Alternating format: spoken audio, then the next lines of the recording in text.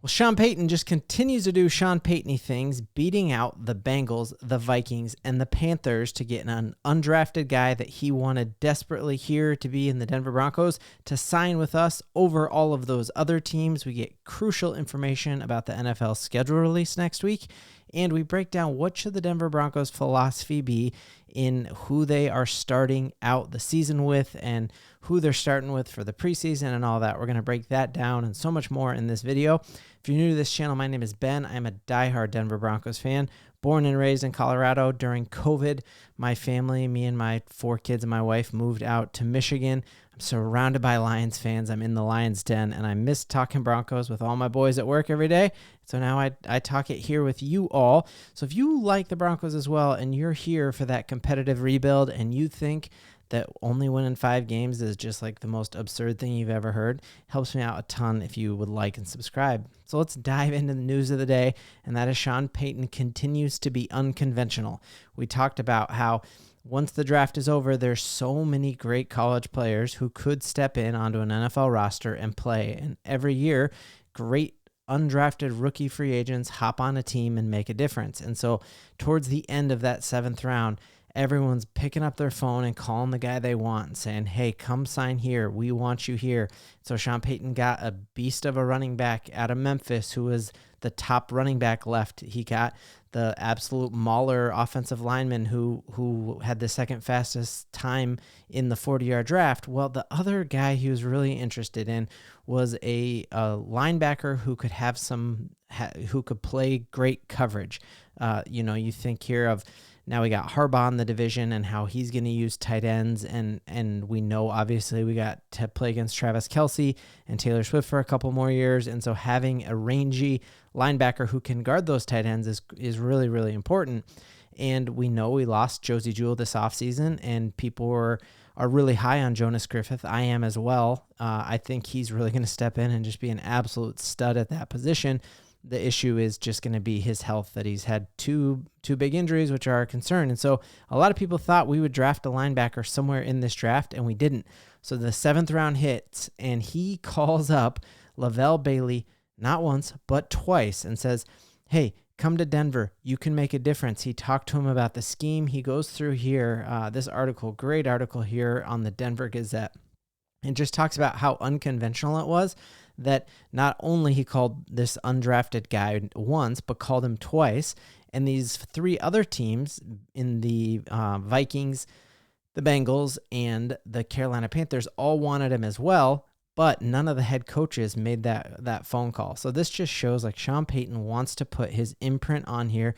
If you're wondering if Shawn Payton wants to win this year, there is no question about it. And you look at the draft picks that we chose, we didn't pick guys with like high upside that are going to take a long time to develop. We picked guys that we think are stepping in next year and playing. Even the fact that we flipped a 6th round draft pick for a starting defensive lineman from the Jets shows that Shawn Payton doesn't really care about tomorrow, or doesn't really care about like 3 years from now. He cares about tomorrow, and I think we all should be totally excited about that. So Levelle Bailey from Fresno State played for 5 years. He was a 5th-year senior and really kind of stepped up in big games, and his strengths are his athleticism and his coverage range. And so I think really his downsides are going to be his ability in the run game is a huge weakness for him. So could he be a linebacker that we put in on 3rd and 10? We're going to do a whole video breaking down the different packages that we're going to have rushing the quarterback.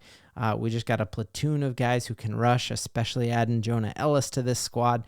I'm really high on that, and there's been a lot of talk about having a NASCAR package. Anytime you get a team in 3rd and 8 or longer, being able to throw in this team that basically has great cover linebackers, and I think we're looking at him right here, and the head coach of a team doesn't call a guy twice unless he truly has plans for him and really wants a hedge at that Jonah Ellis or at that Jonas Griffith position.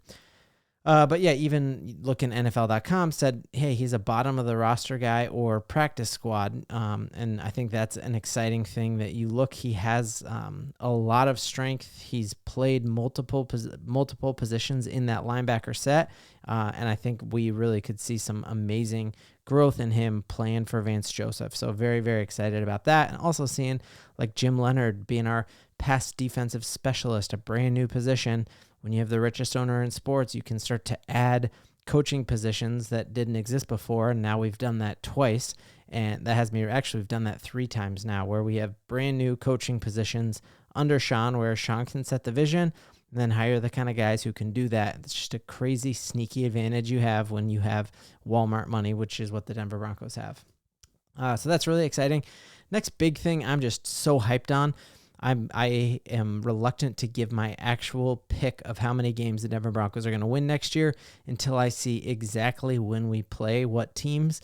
We know that like the 11 o'clock Eastern time zone games, like when we had to go to the Miami Dolphins and play them at 11 o'clock Mountain Time, we got mollywopped. And anytime the Broncos have a horrible record when they have to go east and then play in that first slot of the day.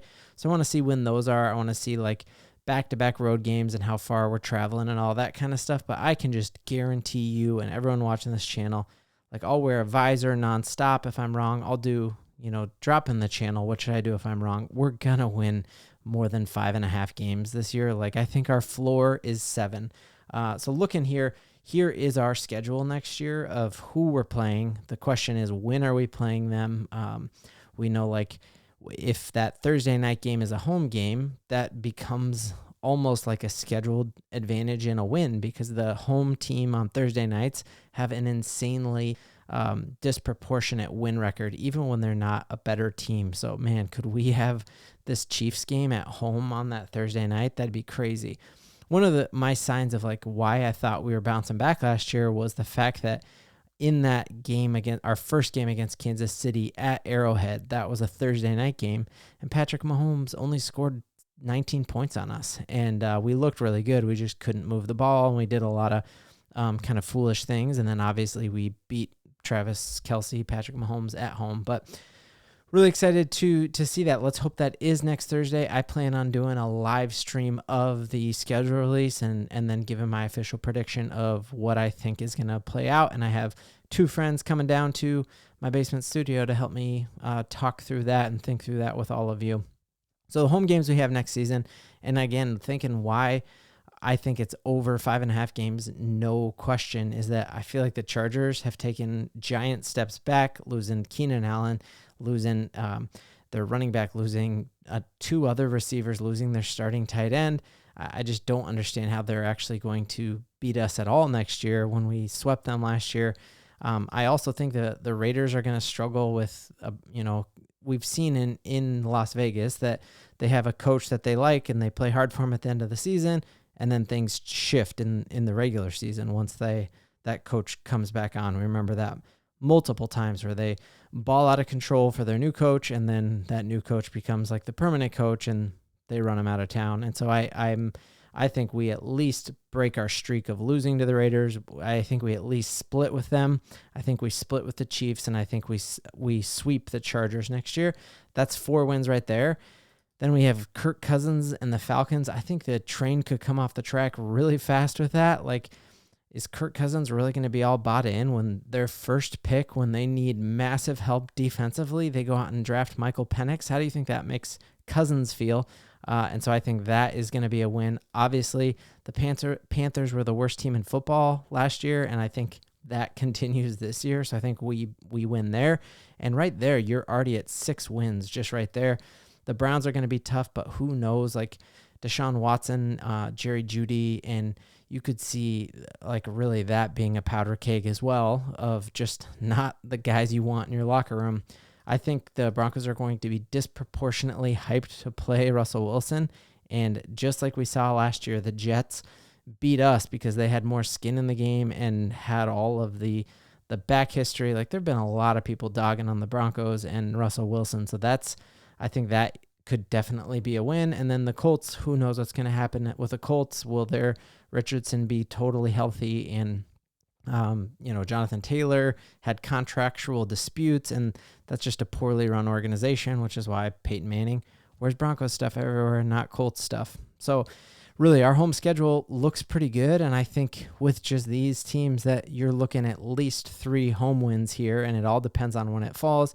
We do have a tough road schedule. I think for sure the Ravens is going to be a tough game. The Bengals is going to be tough. The Saints, I do not see Shawn Payton going back to the building that he revitalized and owned for all those years and losing. I think the Buccaneers will be a tough game depending on when we play that. And Jets, who knows? Is Aaron Rodgers going to bounce back and be who they thought he was, or is that going to be over? And then Seahawks, I think they're really in a rebuilding mode with their first year without Pete Carroll. And I think they are really hyped, like, oh, we're gonna keep our momentum going. I just don't think they know what all is in store for them. So just looking at these opponents, I do not understand how we have less than 7 wins, and I think we'll give our official prediction next year. Other thing that has me crazy hyped is just reading this, that Shawn Payton didn't go out and get a tight end in this year's draft. A lot of people thought that he would, thought he might even pick Brock Bowers at 12. Thrilled that he didn't, and I think our big hope in Denver should be that Greg Dulcich, his injuries are in the past. He never struggled with injuries any other time in his entire football career since he was in middle school, and the injuries that he had were not related, and so you just got to be like, hey, those were flukes, and he's going to be just like Julius Thomas. And remember, Julius Thomas's first 2 seasons, he had 1 catch for 5 yards in those first 2 seasons. And then after that, he blew up, and I had him on my fantasy team, and I won the league. Not that you care about my fantasy team. So I think the same thing could happen here with Greg Dulcich. We're way over time. So tomorrow we're going to start talking about how should the Broncos move into rookie mini camps, move into the preseason, and juggle developing Zach Wilson and Bo Nix at the same time, and what is the role of Jarrett Stidham on this team, knowing that we have 2 young guys with way, way, way higher ceilings for next year. We'll break all that down and a ton more. But before I go, on this show, I always end every episode just draining it in my hoop over there. And as you know, I don't actually usually drain it, and I've been feeling really down on myself about that until I saw the Denver Nuggets put out this video. And you see the best team in pro basketball. They're worse than I am. I mean, look at DeAndre Jordan. He doesn't make free throws either, so that's okay. But look, Aaron Gordon, just brick house. Our man, Michael Porter Jr., the true MPJ, not Michael Penix, right? It's Michael. And then, all right, and then we go. Jokic, even Jokic on an air ball, and who comes in at the last second to drain this? It is your coach of the year, Michael Malone. That's how he does it, and that's how I'm going to do it right here. Broncos country, let's giddy up. I hyped it too much.